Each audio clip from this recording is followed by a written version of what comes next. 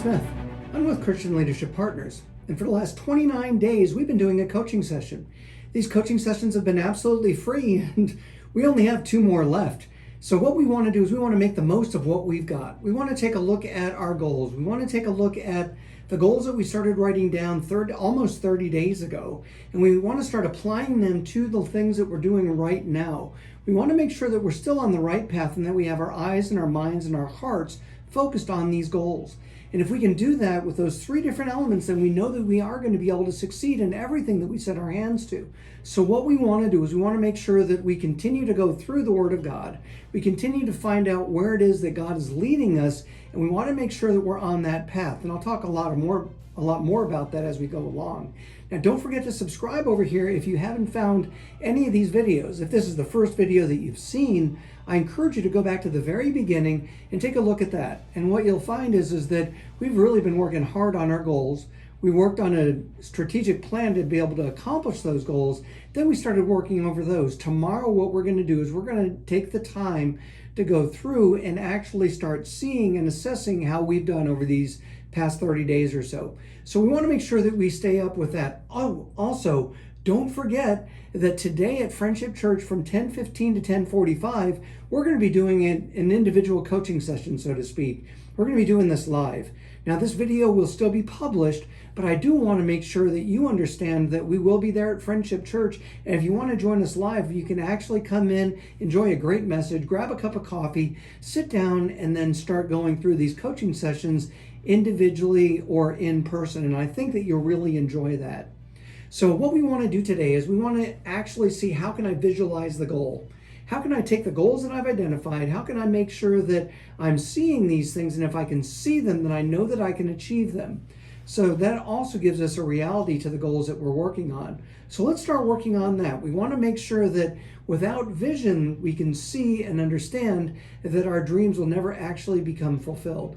So we want to start making sure that we can do that. Let's take a look at what Proverbs has to tell us and see if there's any insights that we can gather from Proverbs 29. Proverbs chapter 29 tells us in the Passion Translation, when there is no clear prophetic vision, people quickly wander astray. But when they follow the revelation of the word, heaven's bliss fills your soul.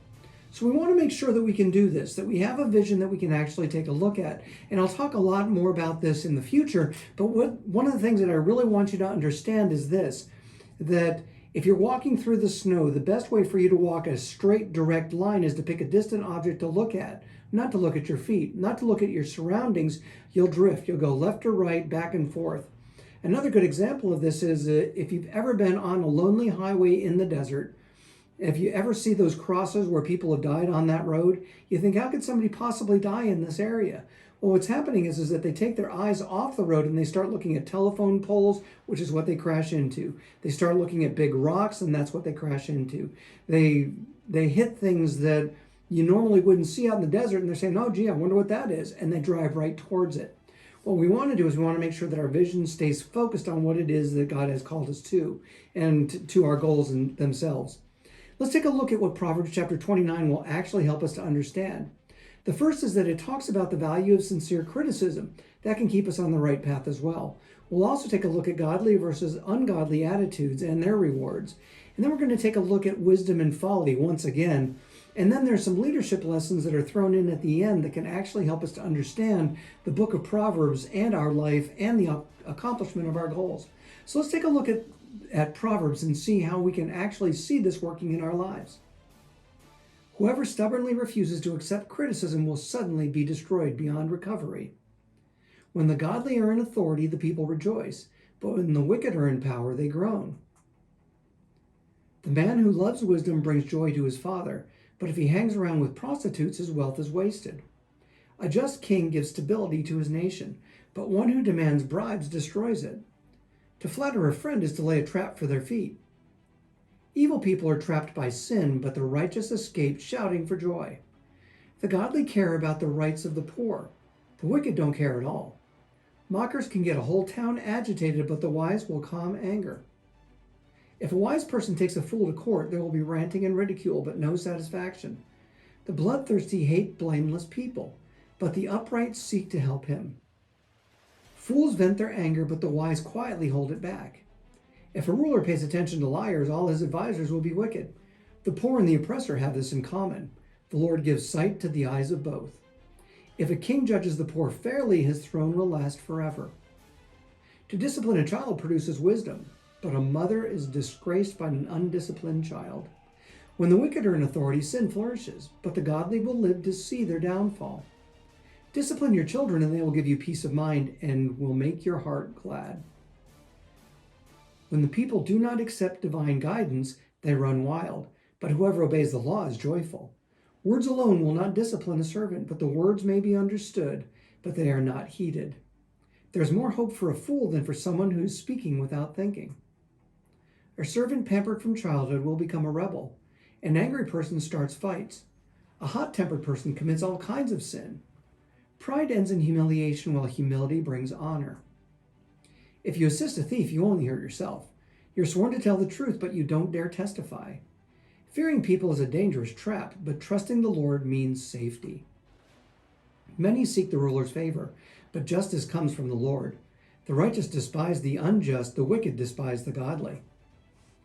So what we can see is that Proverbs gives us several different things here in the 29th chapter that can actually help keep us focused. It can help keep our eyes on the goal, our eyes on what it is and where it is that we're at. And really what I really want to help you to understand here is this, that you really need to keep your eyes focused on the goals that you've been writing down every single day. Let's take a look at 3 different Proverbs that can actually help us to see this. Proverbs 29:13 says, "The poor man and the oppressor have this in common. The Lord gives light to the eyes of both." Proverbs 29:25 in the New King James says, "The fear of man brings a snare, but whoever trusts in the Lord shall be safe." And the 26th chapter verse tells us, "Many seek the ruler's favor, but justice comes from the Lord." So we can see that God has several different promises for us here. And if I keep my eyes focused on what it is that God has called me to do, if my goals are godly, if my goals are what God wants me to do, and if I follow those, then I know that I can keep on the straight and narrow, so to speak. So that's what we want to do. We want to start addressing the things that we know that we can do and that we can continue to accomplish these things. Remember, if you have a goal that is set and your compass is off by just 1 degree, every 1,000 meters, it's going to put you off by 2 or 3 feet. That doesn't sound like it's very bad, but I want you to see that if in every couple of 1,000 meters or every mile or 2, you're going to find that you'll be off several hundred feet. And if you add this to the course of a life, then you'll be way off. So we want to make sure that our compass is true and that our azimuth is right. We can do this through 3 different things. We want to make sure that we understand what our completed goal looks like. You may have only a partial goal, and make sure that it's a full goal. What does the right look like? And we want to start getting a picture of that in our mind.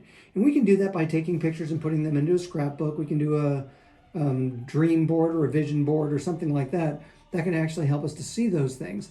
But I want to make sure that I keep this vision in my mind. I want to look at it every single morning and every single evening. I want to remind myself of it. And in fact, if you can see yourself operating in your ultimate goal, then that will actually help you achieve what it is that you want to do. The next thing that we want to take a look at is to storyboard our goals. What I'm talking about here is if I can write down what my goals are and if I can put them in clusters, similar to the way that I have here on my journal, you can see that what we do is we put these down in a clockwise manner in a way that we want to accomplish them. And so that we're almost going around in a clockwise manner, because this is the way that your mind actually thinks. If you can write down little notes and draw lines to them, that's what I do every single morning, so that I can make sure that I'm focused on what it is and where it is I need to go. And I'll understand how I can accomplish the things that God has called me to do. The last thing that I really want to encourage you to do is to touch your dream. Go out and see it. Go out and taste it. Go out and touch it.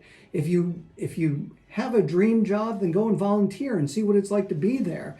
Actually touch these things. Actually have the physical aspect of going through and achieving your goals, or at least living your goals for maybe just one day. When you're able to do that, what it'll do is it'll actually help train your mind to say, this is what right looks like. And if you're able to do that, then you're able to go out and become the miracle going someplace to happen.